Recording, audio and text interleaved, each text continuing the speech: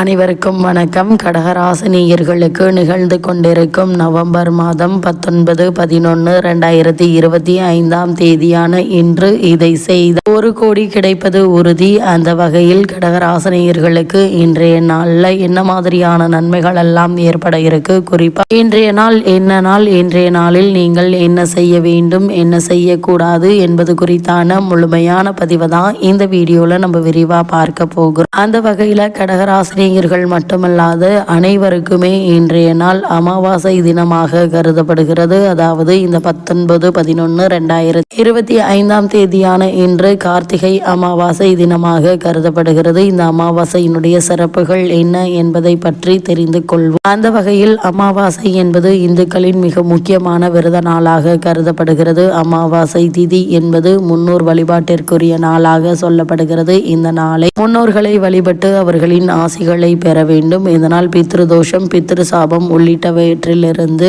உங்களால் விடுபட முடியுங்க. அது மட்டும் இல்லாம இன்றைய நாளை பொறுத்தவரை அமாவாசை நாள் என்பது முன்னோர் வழிபாட்டிற்குரியது என்று மட்டும்தான் பலருக்கும் தெரியும். ஆனால் அது தவிர இந்த நாளுக்கு வேறு என்னென்ன சிறப்புகள் இருக்கு, இதை ஏன் முக்கியமான நாளாக குறிப்பிடுகிறார்கள், அமாவாசை என்ற நாள் நல்ல நாளா கேட்ட நாளா என்பது போன்ற கேள்விகள் பலருக்கும் உள்ளது. அந்த வகையில் இந்த அமாவாசை நாள் என்பது நல்ல நாளா கேட்ட நாளா என்று பார்க்கும்போது அமாவாசை நாளில் சுப காரியங்கள், சுப நிகழ்ச்சி எதுவும் நடத்துவது கிடையாது. இது முன்னோர்கள் வழிபாடு மற்றும் தர்ப்பணம் கொடுப்பதற்கான நாள் என்பதால் இந்த நாளில் சுப காரியங்களை தவிர்ப்பது சிலர் பழக்கம். குறிப்பாக தமிழகத்தின் தென் பகுதிகளில் இது போன்ற நம்பிக்கை உண்டு. ஆனால் வடக்கு பகுதியில் இப்படி யாரும் கருதுவது கிடையாது. நிறைந்த அமாவாசையில் கடை திறப்புவது, புதிய வாகனங்கள் வாங்குவது, நிலம் பதிவு செய்வது போன்ற புதிய துவக்கம் மற்றும் பெருக்கத்திற்கான காரியங்களை செய்வதை வழக்கமாக வைத்துள்ளனர். இப்படி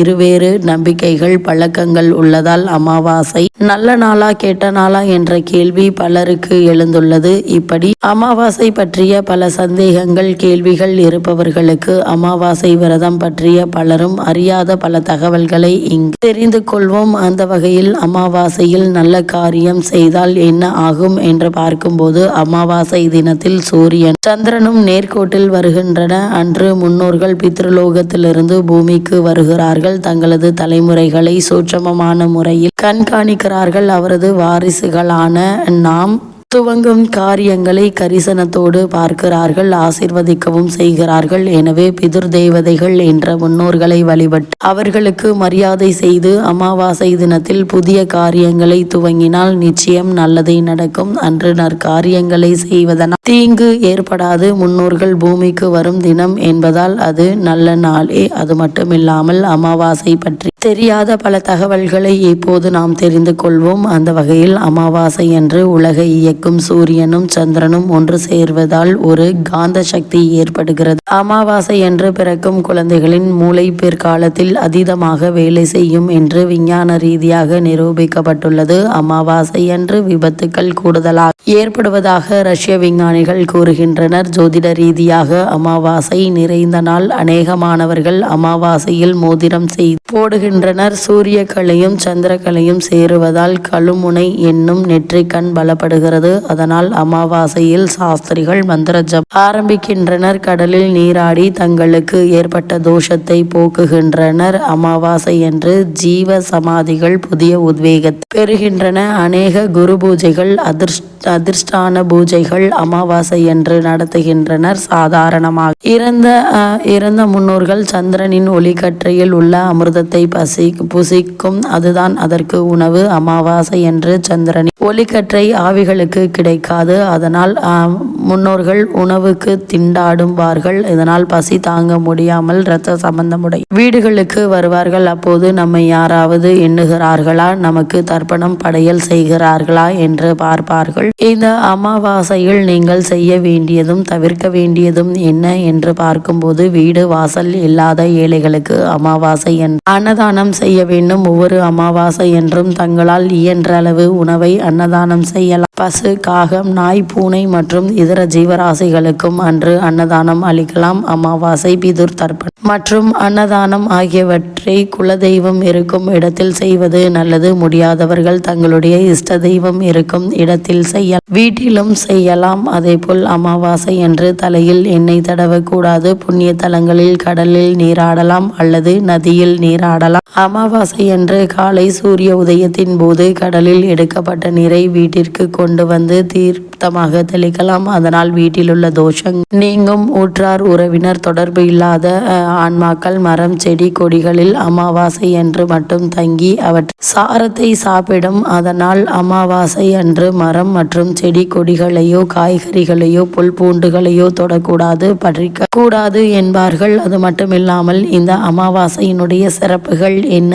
என்று பார்க்கும்போது ஒவ்வொரு மாதமும் அமாவாசை அன்று அன்னதானம் செய்ய முடியாதவர்கள் தை, ஆடி மற்றும் புரட்டாசி அமாவாசை அன்னதானம் செய்ய வேண்டும். புரட்டாசி அமாவாசையில் செய்தால் 12 ஆண்டுகள் அன்னதானம் தர்ப்பணம் செய்யாத தோஷம் நீங்கும். அனைத்து உயிர்களுக்கும் அன்னம் இடுபவள் அன்னபூரணி, ஆவிகளுக்கு அன்னம் இடுபவள் ஸ்வதா தேவி. நாம் முன்னோர்களை நினைத்து கொடுக்கும் அன்னத்தை மற்றும் யாகத்தில் போடப்படும் அவதிகளை ஸ்வதா தேவிகள் சம்பந்தப்பட்ட முன்னோர்களுக்கு சேர்ப்பிக்கிறார்கள். நகரங்களில் வசிப்பவர்கள் அமாவாசை என்று ஏழை குழந்தைகளுக்கு அல்லது ஆதரவற்றவர்களுக்கு முன்னோர்களை நினைத்து அன்னதானம் செய்ய வேண்டும். இதர தானங்கள் தருவது அவரவர் வசதியை பொறுத்தது. அன்னதானம் கஞ்சியாகவோ சாதமாகவோ இட்லியாகவோ இருக்கலாம். ஆனால் எள் சட்னி அல்லது எள் உருண்டை கண்டிப்பாக இருக்க வேண்டும். அதேபோல் எதுவும் செய்ய முடியாமல் இருப்பவர்கள் ஒரு பசுமாட்டிற்கு 9 வாழைப்பழங்கள் அமாவாசை கொடுக்க வேண்டும். இதற்கு ஜாதி, மதம், இனம் என்ற வேறுபாடு இல்லை. முன்னோர்கள் ஆத்மா சாந்தி அடைய ஒவ்வொருவரும் இதை செய்வது மேலும் சிறப்பு. குறிப்பாக கடகராசினியர்களை பொறுத்த வரைக்கும் அமாவாசை அன்று முன்னோர்களுக்கு திதி தர்ப்பணம் கொடுத்து வழிபடுவதன் மூலமாக உங்களுடைய வாழ்வில் ஏற்பட்டு கொண்டிருக்கும் அனைத்து இன்னல்களும் நீங்கி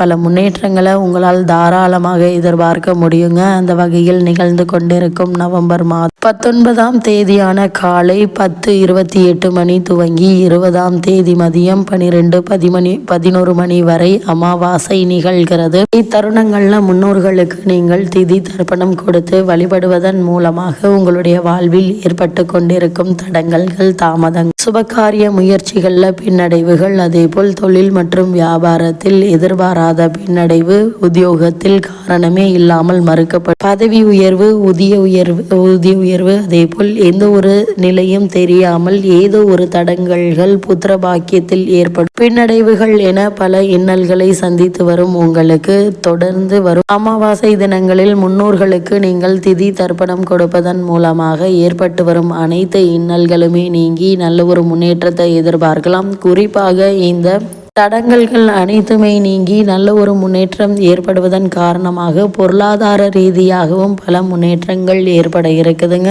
அதனால் நீங்கள் தொடர்ந்து முன்னோர்களுக்கு திதி தர்ப்பணம் கொடுத்து வழிபடும் போது அவர்களுடைய ஆசை முழுமையாக கிடைத்து எண்ணி ஒரே வருடத்திற்குள் நீங்கள் 1 கோடிக்கு அதிபதியாவது நிச்சயம் உறுதி என்பதுல எந்த ஒரு சந்தேகமும் இல்லைங்க. நீங்கள் இதை கண்கூட உங்களால் பார்க்க முடியுங்க.